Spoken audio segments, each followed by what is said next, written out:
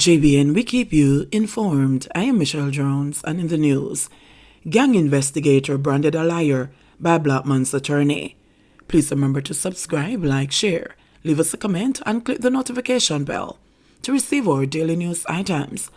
A retired inspector and gang investigator who had testified that an alleged member of the London gang had offered him $100,000 to free reputed gang leader Andre Blackman Bryan was on Monday labeled a liar by the alleged Don's lead counsel. Isn't it fair to say that the only reason we should not describe you as a lying policeman is that you're no longer a policeman? Lloyd McFarlane rhetorically asked a police witness at the end of his cross-examination, in which he had accused the witness several times of false testimony. The retired inspector last week told the court that the lone female defendant, Stephanie Muma Christie, had visited him at the Spanish Town police station in September 2017 while he was interviewing Bryan and tried to bribe him, claiming she was Blackman's companion. The ex-cop said that he told her he wanted 2 rifles instead. The officer also told the court that he had released Bryan that same day after exchanging numbers with Christie and deciding that he was going to use her as an inside source in the gang, but told Blackman Christie was the reason why he was being sent home. The court heard that Blackman was taken in for questioning about the circulation of extortion-related voice notes in Spanish Town, St. Catherine, and an upsurge in murders. However, during cross-examination, the retired inspector admitted that Blackman was not in custody on the day in question and that the police had no intention of detaining him. In any event, he would have been released, the witness said, when McFarlane told him he had no basis for holding Bryan. "So you didn't tell that to Mama when she was asking you?" the attorney asked.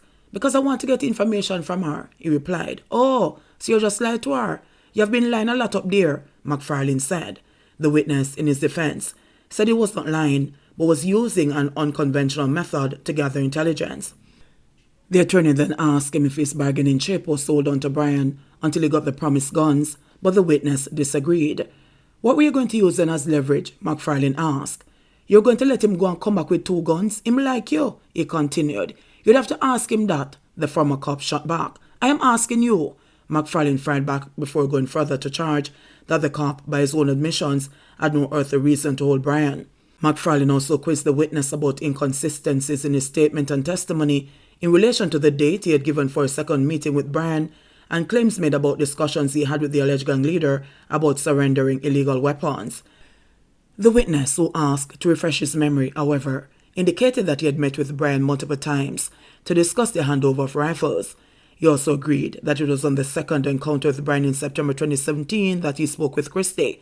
However, when pressed further by McFarlane, if it was not in September 2017 that he had spoken with Bryan and asked him to hand over 2 rifles, the witness told the court that he had spoken to Bryan both in January and September, but it was in relation to different sets of guns. The witness explained that he had spoken to Bryan in both January and September about the firearms, but said an arrangement was made with Christie in September to get the firearms. When asked if he had written a statement about the arrangement, the witness said he mentioned it in one of his statements but could not recall which one. "You know why? Because you didn't. Because you, retired detective inspector, you are lying," McFarlane said. Last week, the retired inspector of police, who was the only witness capable of formally identifying the accused Jason Brown, otherwise called City Post and Lucifer, 5 months into the trial, described how he had to disassociate himself from the police station in Spanish Town in order to gain the trust of those being extorted by the alleged gangster.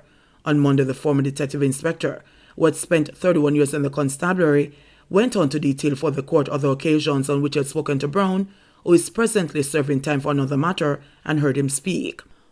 On one occasion in 2018, he said Brown, who was brought to Spanish Town courthouse to be charged along with other alleged members of the outfit, started behaving in a boisterous manner, forcing the court to temporarily recess.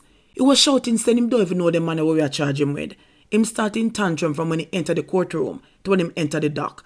I would say it continued for about an estimated 10 to 15 minutes, and him tried to calm him down, the former lawman said. He told the court that even after Brown was escorted to the holding area, he was hurling expletives and threats, similar to those he had voiced when threatening victims who he was supposedly extorting over the phone. Defense attorneys will today resume their cross-examination of the former cop when the matter resumes at 10 a.m. in the Home Circuit Court Division of the Supreme Court in downtown Kingston. JBN, we keep you informed. Please remember to subscribe, like, share, leave us a comment, and click the notification bell to receive our daily news items.